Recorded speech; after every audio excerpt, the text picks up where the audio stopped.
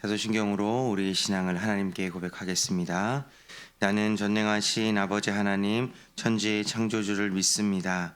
나는 그의 유일하신 아들 우리 주 예수 그리스도를 믿습니다. 그는 성령으로 잉태되어 동정녀 마리아에게서 나시고 본디오 빌라도에게 고난을 받아 십자가에 못 박혀 죽으시고 장사된 지 사흘 만에 죽은 자 가운데서 다시 살아나셨으며 하늘에 오르시어 전능하신 아버지 하나님 우편에 앉아 계시다가 거기로부터 살아있는 자와 죽은 자를 심판하러 오십니다. 나는 성령을 믿으며 거룩한 공교회와 성도의 교제와 죄를 용서받는 것과 몸의 부활과 영생을 믿습니다. 아멘. 찬송가 150장입니다. 찬송가 150장 갈보리 산 위에, 찬송가 150장 갈보리 산 위에 하나님께 찬양 올려드립니다.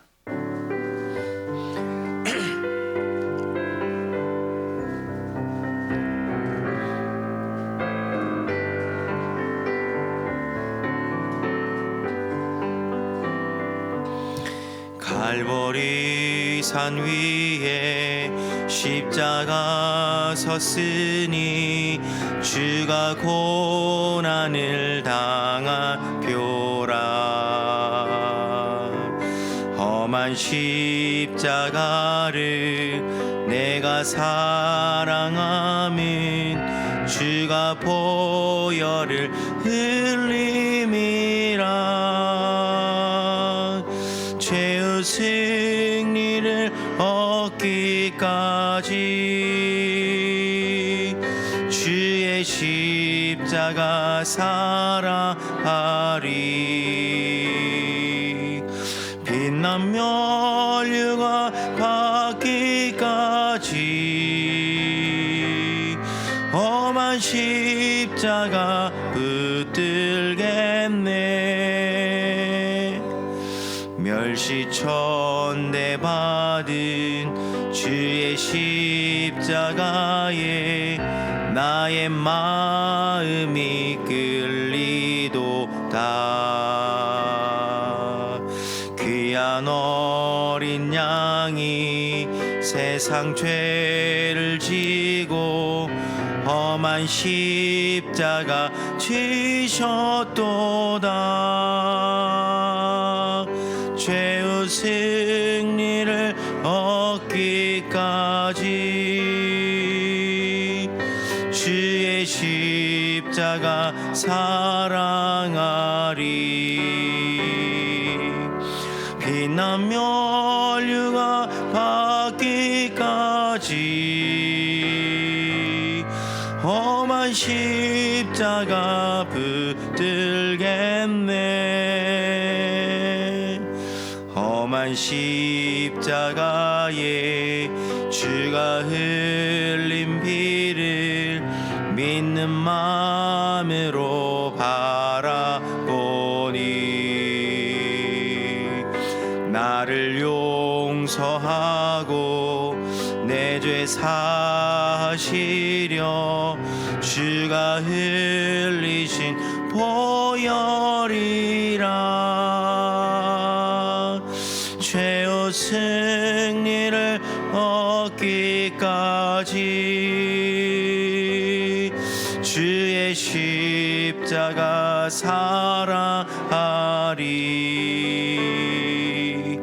빛난 멸류가 받기까지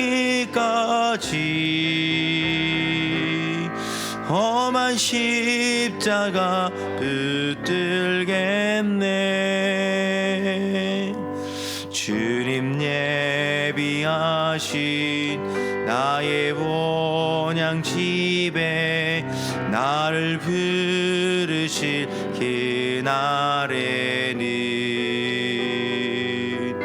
영광 중에 계신 우리 주와 함께 내가 죽도록 충성하리.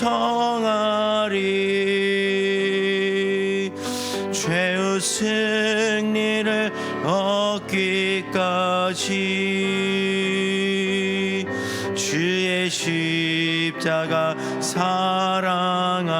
날이 빛난 멸류관 받기까지 험한 십자가 붙들겠네. 아멘. 오늘 우리에게 주시는 하나님의 말씀은 요한계시록 14장 1절에서 13절까지 말씀입니다. 오늘 우리에게 주시는 하나님의 말씀은 요한계시록 14장 1절에서 13절까지 말씀입니다. 저 여러분이 한 절씩 교독하고 마지막 13절은 함께 읽도록 하겠습니다.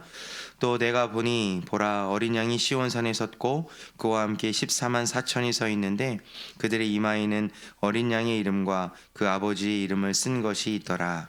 내가 하늘에서 나는 소리를 들으니 많은 물소리와도 같고 큰 우레소리와도 같은데 내가 들은 소리는 검은 고 타는 자들이 그 검은 고를 타는 것 같더라. 그들이 보좌 앞과 네 생물과 장로들 앞에서 새 노래를 부르니 땅에서 속량함을 받은 14만 4천 밖에는 능히 이 노래를 배울 자가 없더라. 이 사람들은 여자와 더불어 더럽히지 아니하고 순결한 자라. 어린 양이 어디로 인도하든지 따라가는 자며 사람 가운데서 속량함을 받아 처음 익은 열매로 하나님과 어린 양에게 속한 자들이니 그 입에 거짓말이 없고 흠이 없는 자들이더라. 또 보니 다른 천사가 공중에 날아가는데 땅에 거주하는 자들 곧 모든 민족과 종족과 방언과 백성에게 전할 영원한 복음을 가졌더라. 그가 큰 음성으로 이르되 하나님을 두려워하며 그에게 영광을 돌리라. 이는 그의 심판의 시간이 이르렀음이니 하늘과 땅과 바다와 물들의 근원을 만드신 이를 경배하라 하더라. 또 다른 천사 곧 둘째가 그 뒤를 따라 말하되 무너졌도다 무너졌도다 큰 성 바벨론이여 모든 나라에게 그의 음행으로 말미암아 진노의 포도주를 먹이던 자루다 하더라. 또 다른 천사 곧 셋째가 그 뒤를 따라 큰 음성으로 이르되 만일 누구든지 짐승과 그의 우상에게 경배하고 이마에나 손에 표를 받으면 그도 하나님의 진노의 포도주를 마시리니 그 진노의 잔에 섞인 것이 없이 부은 포도주라. 거룩한 천사들 앞과 어린 양 앞에서 불과 유황으로 고난을 받으리니 그 고난의 연기가 세세토록 올라가리로다. 짐승과 그의 우상에게 경배하고 그의 이름표를 받는 자는 누구든지 밤낮 쉼을 얻지 못하리라 하더라. 성도들의 인내가 여기 있나니 그들은 하나님의 계명과 예수에 대한 믿음을 지키는 자니라. 함께 읽겠습니다. 또 내가 들으니 하늘에서 음성이 나서 이르되 기록하라. 지금 이후로 주 안에서 죽는 자들은 복이 있도다 하시매 성령이 이르시되 그러하다. 그들이 수고를 그치고 쉬리니 이는 그들의 행한 일이 따름이라 하시더라. 아멘. 기도하겠습니다. 좋으신 아버지 하나님, 은혜를 감사합니다. 지난 간밤에도 저희들을 주님 품 안에서 편히 쉬게 해주시고 또 이 새벽에도 저희들을 주 앞에 불러주심을 감사합니다. 오늘도 저희들에게 새날 주시고 또 생명 주시고 건강 주셨는데 이 한날도 주님과 더불어 동행하게 하시고 주를 기쁘시게 하는 한날 되게 하여 주옵소서. 이 새벽에도 1000번째 예물을 드립니다. 믿음으로 또 순종으로 감사로 드리는 예물을 주님이 기뻐 받아주시고 약속하신 하늘의 복과 땅의 복으로 충만하게 채워 주옵소서. 주의 은혜로 종의 가정들을 형통케 해주시며 그 자녀들을 축복하여 주옵소서. 예수님의 이름으로 축복하며 기도하옵나이다. 아멘. 이 새벽에도 주의 은혜와 축복이 함께 하시기를 축원합니다. 어젯밤에 잘 주무셨어요? 제가 어떤 분을 이제 상담을 했는데 잠이 못 자서 고생을 좀 하고 있더라고요. 그래서 참 사람이 푹 잠을 잘 잔다는 게 굉장히 축복이에요. 근데 이제 불면증이 오니까 이제 계속 그 생활의 리듬이 깨지게 되고 또 이제 생활의 리듬이 깨지니까 이제 공황 장애가 오게 되고 이제 연속적으로 이런 어려움이 생기더라고요. 그래서 아침에 푹 자고 일어나면은 정말 감사한 마음이 드는 하루입니다. 자, 이제 우리 요한계시록 14장 말씀을 묵상하는데요. 저희가 이제 인생을 살다 보면은 그 나이가 들어서 젊은 시절의 모습을 봤을 때 아쉽게 느끼는 게 있어요. 왜냐하면 그 젊었을 때는 막 그 싸움에서 지면은 안 될 것 같고, 그 뺏기면 안 될 것 같고, 막 그래서 아웅다웅 살았는데 세월이 지나서 이렇게 보니까 꼭 그렇게 해야 됐을까? 이런 생각이 드는 게 있어요. 좀 멀리 인생을 보고 나면은 그까짓 거 별거 아닌데 그냥 양보하고 그냥 좀 손해 보고 이러면 될 것 같았는데 그 당시에는 뭐 때문인지 몰라도 그게 안 된 거예요. 그때는 그게 지면은 안 될 것 같고 뺏기면 안 될 것 같고 막 이제 그런 마음에서 그 당시에는 막 착같이 막 그랬는데 세월이 지나고 나서 보면은 참 어리석었다. 좀 약간 좀 여유를 가지면 좋을 텐데 하는 생각이 들 때가 있죠. 그래서 그 인생의 그 삶의 관점이라는 것이 그게 이제 가까이서 볼 때하고 멀리서 볼 때하고의 느낌이 다른 것이죠. 인생을 잘 모르는 젊은 시절에 보던 것과 좀 인생을 좀 살고 나이가 들어서 인생을 좀 넓게 이렇게 볼 때하고 생각과 느낌이 달라지는 것입니다. 지금 이 요한계시록을 읽고 있는 사람은 신앙생활하면서 핍박 가운데 있는 사람들이에요. 이들에게는 이 핍박 이 자체가 너무 힘들고 어려운 것이죠. 현실적인 문제니까. 그런데 이런 상황을 어떻게 할 것인가의 문제를 지금 이 하나님께서는 사도 요한에게 이 사도 요한을 이끌고 하늘에 올라가게 하시는 거예요. 그래서 하늘 문을 여시고 하나님의 관점에서 이것을 이렇게 보게 만드시는 겁니다. 저희가 지금 이 요한계시록을 매일 조금씩 보기 때문에 이 전체를 보는 눈을 우리가 놓칠 수 있는데 사실 요한계시록은 큰 눈으로 봐야 이해가 되지 이렇게 부분을 보게 되면은 흐름을 놓칠 수가 있습니다. 지금 이제 큰 흐름이 뭐냐면은 용이 하늘에 있던 용, 사탄이죠. 이 사탄이 쫓겨 내려왔어요. 이 땅에 쫓겨 내려와서 이 땅에 두 세력을 세웁니다. 하나는 권력이에요. 바다에서 올라온 짐승으로 표현한 큰 권력. 이 권력이 이제 666이라는 표를 받게 해서 이 세상 사람들을 강압적으로 통제하고 그들을 굴복시키죠. 또 한쪽으로는 거짓 선지자입니다. 거짓된 종교죠. 이 거짓된 종교가 이 사람을 또 미혹하는 것이죠. 이게 사탄이 이제 우리를 공박하는 큰 이제 공격인 겁니다. 이제 이 속에서 핍박을 받는 거예요. 근데 이제 그 속에서 믿음을 지키는 사람들이 있는데 그게 오늘 본문에 나오는 14만 4천 명인 것입니다. 그리고 이 두 세력이 어떻게 결말이 나는지를 오늘 본문 속에 나오게 되는 것입니다. 그래서 1절부터 5절까지에는 이런 핍박 가운데서도 그 666이라는 표를 받지 않고 신앙을 지키는 14만 4천 명에 대한 묘사가 나와요. 그 사람들이 어떤 사람이냐 하는 묘사가 1절부터 5절까지에 나오고 그 다음에 6절부터 11절까지에는 반면에 666의 표를 받고 세상을 따라가는 그러니까 이제 우상을 숭배하는 그런 사람들의 모습이 11절까지 나옵니다. 그리고 이제 12, 13절에서 이 두 무리에 대한 결론이 여기서 이제 나오게 되는 것입니다. 자, 먼저 다시 1절로 돌아가셔 보면은 또 내가 보니 지금까지는 뭘 봤냐면은 이 용에 의해서 짐승이 세워지고 그들이 막 이 세상을 통치하고 다스리는 그런 모습을 지금까지 본 거예요. 그걸 이번에는 다른 모습을 또 보는 겁니다. 그 다른 모습이 뭐냐면은 바로 14만 4천 명이에요. 어린 양이 서 있고 그 어린 양과 함께 서 있는 14만 4천 명. 그리고 그들의 이마에는 666이 있는 것이 아니라 어린 양의 이름과 아버지의 이름이 있는 것입니다.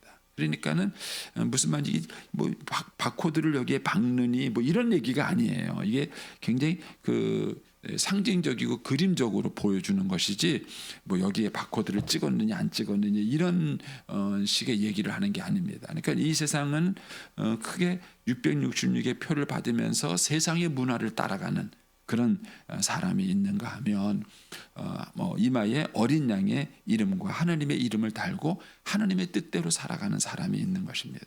그래서 여러분들의 삶의 기준이 뭔가를 보셔야 됩니다. 내가 왜 이렇게 살지? 무엇 때문에 이렇게 사는 거야? 그래서 이 삶의 목표가 뭐야?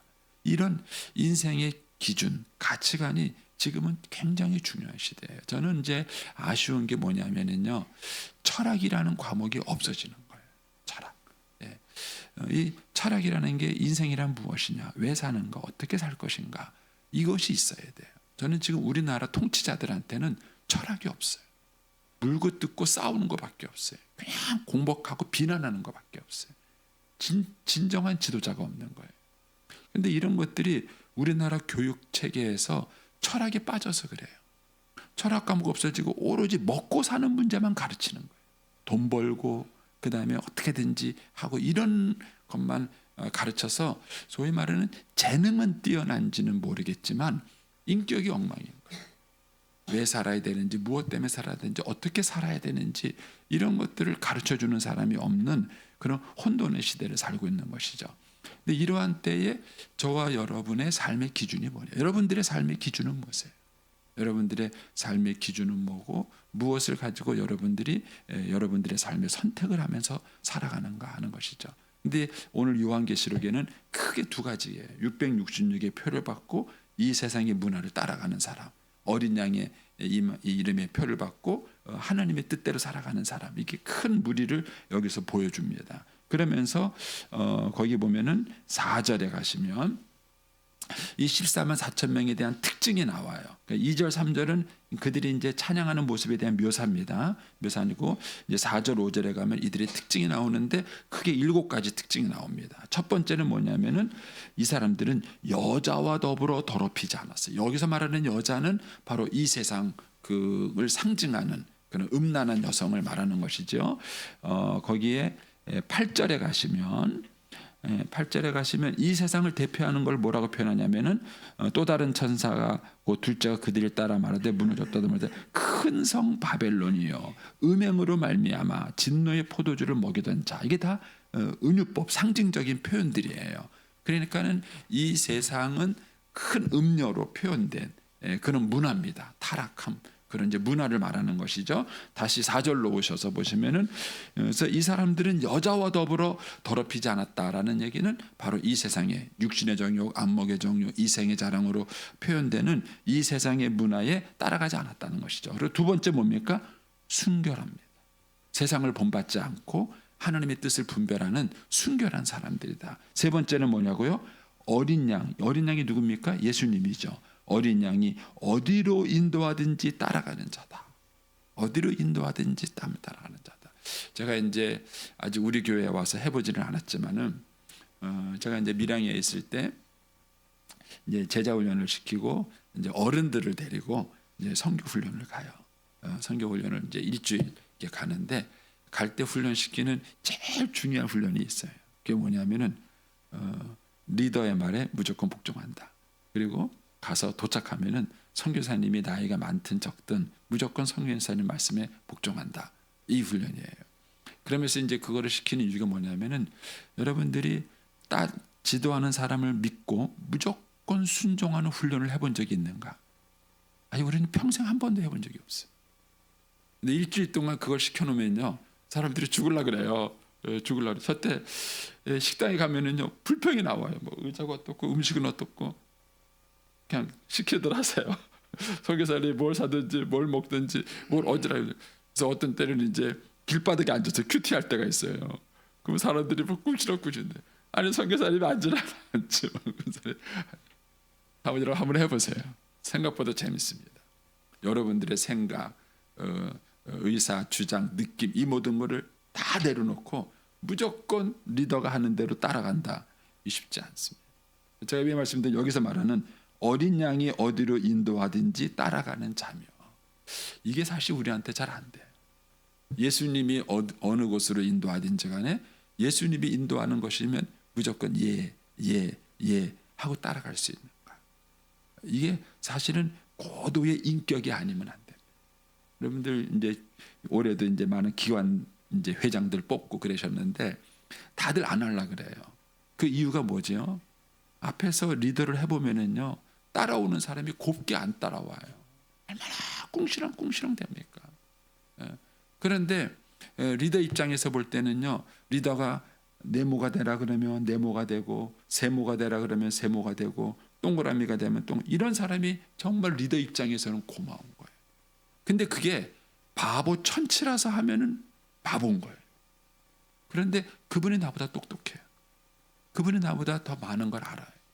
근데 그럼에도 불구하고 군소리 안 하고 따라주는 거예요. 그러면은요, 그 따라오는 사람이 사실은 더 존경스러워. 그걸 리더가 알아요. 모르는 게 아니에요. 그런데 그냥 목사님들 인솔하는 게 이제 여행 가이드 하시는 분이요, 사자 붙인 사람이 교사, 목사, 변호사, 의사, 이 단체 관광 인도하기가 제일 힘들대요. 말을 안 듣는데요. 뭐 얼마나 똑똑한지 그냥 어디 가면 아는 것도 많고 말도. 그래서 이제 관광 가이드 하는 사람들이요, 그런 사람들 단체 인솔하는 게 제일 싫대요. 왜? 너무 말이 많아. 근데 사실은 진짜 실력은 뭐냐면 인도자의 리더를 그냥 알고 따라가고 그 사람의 실수를 보이지 않게 보충하는 거예요. 사실은 그게 진짜 실력이에요. 근데 여기서 이제 보면은 어린 양이 어디로 인도하든지 따라가며, 이게 세 번째 특징이죠. 네 번째 특징은 뭡니까? 사람 가운데 속량함을 받은 거예요. 예, 타락한 사람들, 그런 사람들 가운데 어린 양의 피로 속량을 받아서 처음 이민 열매가 된 사람이죠. 그다음 다섯 번째가 뭡니까? 하나님과 어린 양에 속한 자예요. 그리고 여섯 번째가 뭡니까? 5절에 그 입에 거짓말이 없는 자예요. 그리고 일곱 번째는 뭐냐면 흠이 없는 자다, 이렇게 표현한 거예요. 이 사람들이 14만 4천 명의 특징이에요. 이런 사람들이 이제 거기 보면은 2절, 3절에 가면은 그들만이 아는 새 노래로 갖고 있고, 그리고 이 우레소리 같은 가운데 검은과 같은 소리로 하나님을 찬양하는 그런 사람들의 모습으로 그 14만 4천 명을 이제 묘사하고 있는 것이죠. 근데 이제 반면에 이제 이 세상을 따른 사람들에 대한 묘사가 이제 6절 이하에 나옵니다. 거기 보니까 또 다른 천사가 공중에 날아가면서 영원한 복음을 얘기해 주고 있는데, 그가 큰 음성으로 7절에 가면은 뭐라 그럽니까? 하나님을 두려워하며 그에게 영광을 돌려라. 왜냐하면 하나님의 심판이 가까워왔기 때문입니다. 그러면서 이제 8절에 가면은 또 다른 천사가 얘기하는데 큰 성 바벨론이 멸망합니다. 하나님의 심판에 의해서 무너졌도다. 그렇죠? 이 세상 권력이 다 무너졌습니다. 여러분, 로마도 무너지고요, 알렉산더도 무너지고요, 바벨론도 무너졌습니다. 지금 이제 우리가 우습게 보는 이란, 이라크, 그 나라 사람들이요, 실제로 가면 자존감이 대단합니다. 그 나라가 옛날에 바벨론 4대 문명의 발상지 중에 하나예요. 이집트, 그 다음에 나일강, 뭐 같은데, 그죠? 유프라테스가 인데가 4대 문명의 발상지인데요, 다 쇠락했어요. 가면 모래밖에 남은 게 없잖아요. 네. 그러니까는 인간의 영화가 다 무너져 내리는 겁니다. 제가 이제 캄보디아를 오래 선교해서 알게 됐는데요, 사실 동남아권에서 가장 큰 나라가 캄보디아예요. 캄보디아입니다. 근데 지금은 캄보디아가 주변 나라에 비해서 형편없이 작은 나라였어요. 여러분, 세상의 큰 권력이라는 것은요, 이 큰 성 바벨론이 무너지듯이 다 무너져 내려. 그게 이제 한 큰 모습으로 보여주는 것이죠. 거기 보면은 이제 9절에 또 가시면 이 무리들의 특징이 뭡니까? 짐승을 따라간 거예요. 짐승에게 경배한 거예요. 그리고 이마에 손에 표를 받은 겁니다. 왜 표를 받습니까? 먹고 살려니까. 이 사람들하고 경제 활동을 해서 먹고 살고 하려면은 표를 안 받으면은 어려운 거예요. 그러니까는 이 사람들의 삶의 최고의 가치관은 뭐냐면 이 땅에서의 성공인 거예요.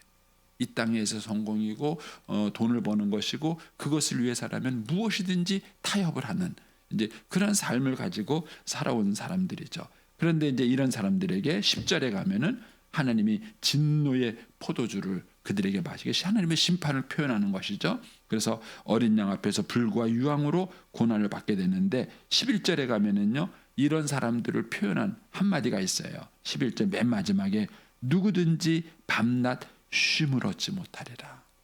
여러분, 세상을 따라가는 사람들의 큰 특징은 뭐냐면 안식이 없습니다.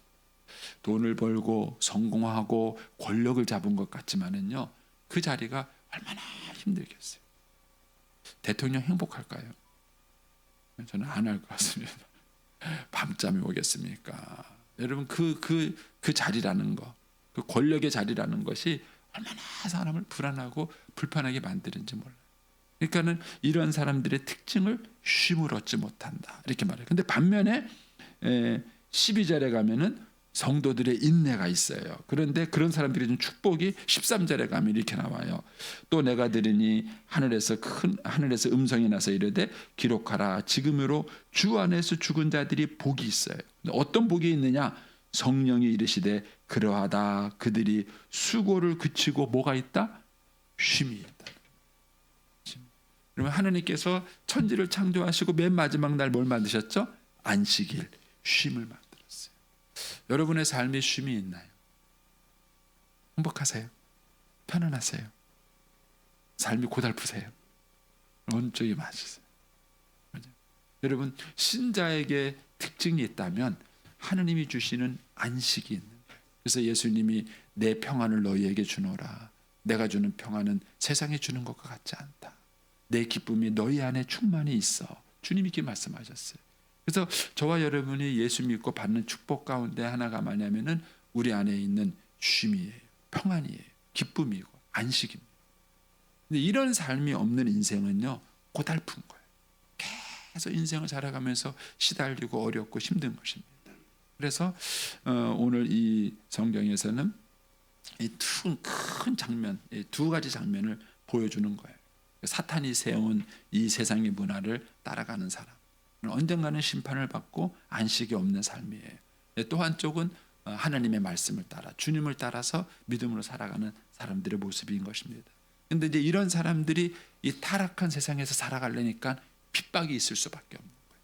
어려움이 있을 수밖에 없는 겁니다. 그래서 거기에 12절 보시면은 뭐라 그러냐면은 성도들의 뭐가 필요하다? 인내가 필요한 겁니다. 왜냐하면 저와 여러분이 살아가는 이 세상은 악한 세상이에요. 그리고 하나님의 뜻에 반한 세상입니다. 그리고 이 세상 속에서 우리가 살아가기 때문에 오늘 우리에게는 인내가 필요한 것이고요. 그 다음에 왜 인내가 필요하냐? 12절에 보면은 성도들의 인내가 여기 있나니 그들은 하나님의 계명과 예수님에 대한 믿음을 지키는 자들이에요. 그래서 힘든 거예요. 이 세상은 하나님을 대적하는 문화이기 때문에 그 속에서 하나님 말씀대로 살고 믿음으로 살려고 한다 그러면 거기에 인내가 필요한 것이죠. 그래서 13절에 가면은 또 내가 들으니 하늘에서 음성이 나서 이르되 기록하라 지금 이후로 주 안에서 죽은 자들은 복이 있다. 하나님께서 그들의 수고와 노력에 대해 모든 것들을 보상하신다는 것이죠. 저와 여러분에게 이 믿음이 있어야 이 세상 속에서 우리가 승리하며 살아갈 수 있습니다. 그래서 저와 여러분의 신앙이 건강하려면 이 두 가지 그림을 다 볼 수 있어야 돼요. 이 세상이 얼마나 악한 세상의 모습인가 하는 현실을 직시할 수 있는 눈이 있어야 됩니다. 그런데 신앙이 잘못되면요 현실을 떠나요. 비현실적이 되고요, 신비주의적이 되고 환상적이. 이거는 건강한 신앙이 아니에요. 근데 건강한 신앙은 철저하게 현실을 바탕을 두고 있습니다. 이 세상이 어떤 세상인지를 철저하게 바르게 알고 살아요. 근데 그러면서도 이 세상을 본받지 않고 하나님 말씀대로 살아가는 거예요. 하나님의 뜻을 따라 그 계명을 따라 주님의 인도함을 따라 살아가는 것입니다. 세상에 물들지 않고 살아가는 것입니다. 그것이 건강한 신앙의 모습인 것입니다. 그래서 그것을 위해서 이 요한계시록은 우리에게 큰 그림을 환상처럼 보여주는 것입니다. 여러분 오늘 한 날도 저와 여러분이 살아가는 세상이 이렇게 녹록치만은 않을 것입니다. 그런데 이런 세상 속에서 우리가 주님의 말씀과 은혜를 잘 묵상하고 오늘도 주님을 잘 따르는 삶이 되시기를 축복합니다. 기도하겠습니다. 오늘은